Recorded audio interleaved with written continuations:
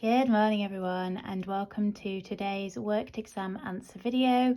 Today I'm taking a look at an AQA A level amino acids question where we're being asked to do a few different things in terms of drawing zwitterions, drawing the species formed by some of these amino acids in different pH solutions. We're having to draw a dipeptide formed between two of these amino acids, and then we're going to have to think about how we can separate the amino acids once we've hydrolyzed a protein. So there's not going to be oodles for me to annotate on here, but I will of course work through with you all of the answers and how I arrived at those as we go through this question.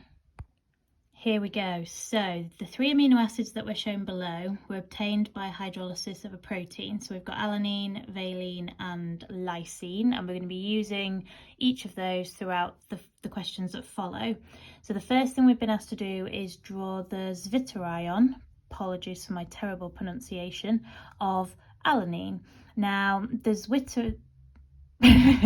zwitterion is formed by an internal acid-base reaction. So we take the H from the carboxylic acid group and it gets transferred to the NH2 functional group on sort of the other side of the amino acid.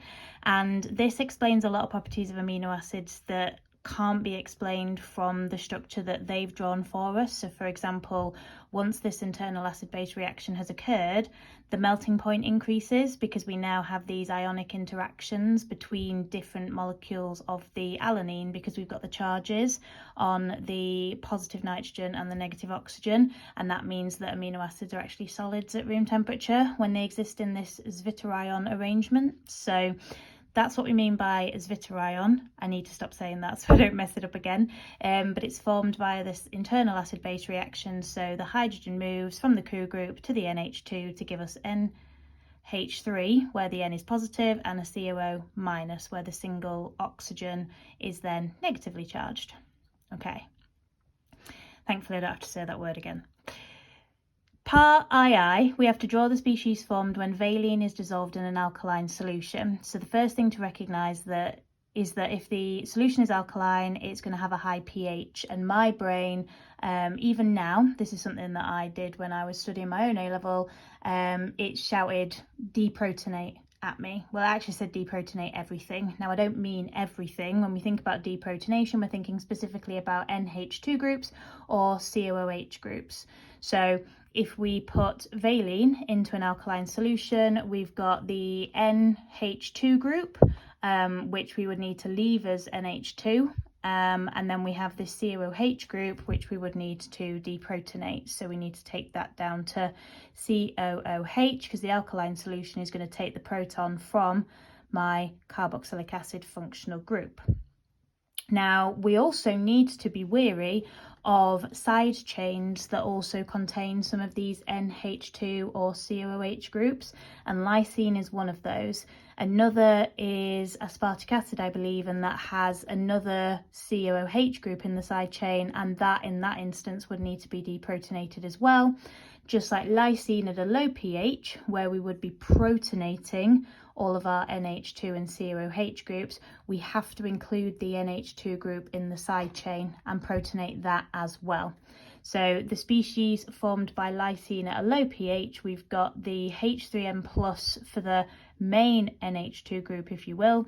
We've got COOH, and that proton is going to stay. And then we have the NH2 group in the side chain that has also been protonated to give us the NH3 plus there as well. Part B is then asking us to draw dipeptides. So dipeptides formed from two amino acids joined together, hence the di. The peptide bit is referring to the peptide linkage in between where we join the two amino acids. Now this is also an amide link. They are two different names for the exact same type of linkage made by the same atoms bonded in the exact same way.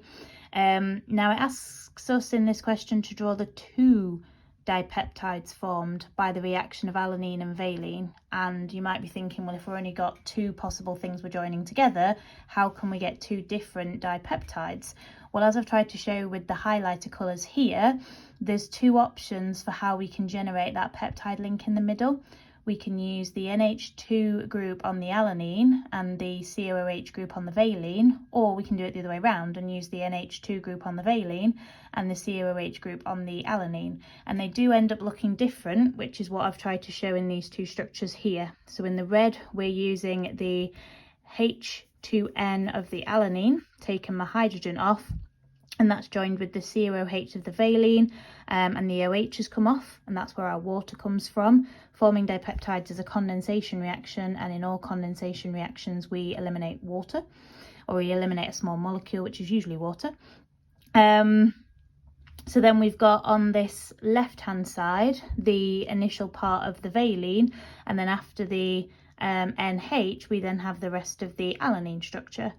But we could do that the other way round. So in the yellow, I've got the NH coming from the valine this time, and the C double bond O coming from the alanine. So the alanine now comes first, and then we have the C double bond O, the NH, and then we have the rest of the structure of the valine afterwards. And they are different, albeit subtly different, but hopefully once you've seen them drawn out as the dipeptide structures, you can see that they are different from one another. Finally, we have to name a suitable method by which the mixture of amino acids which was formed by the hydrolysis of this protein can be separated. And I guess separated is a key word because that leads us to thinking about different separating techniques.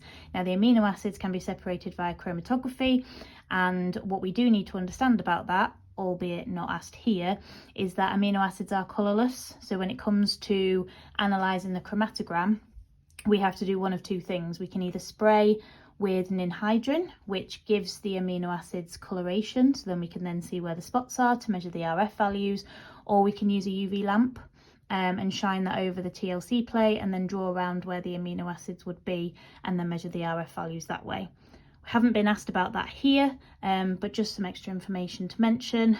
Also, when it comes to hydrolyzing the protein, we would do that with very concentrated hydrochloric acid. So we're thinking sort of above 5 molar. I would always go with 6 molar, that's what I learned. That would then separate the protein back into its individual amino acids, which we can then analyze via chromatography. Hopefully that's been useful. Any questions, as always, you know how to get hold of me. I'm always very happy to help. Wishing you all a wonderful day.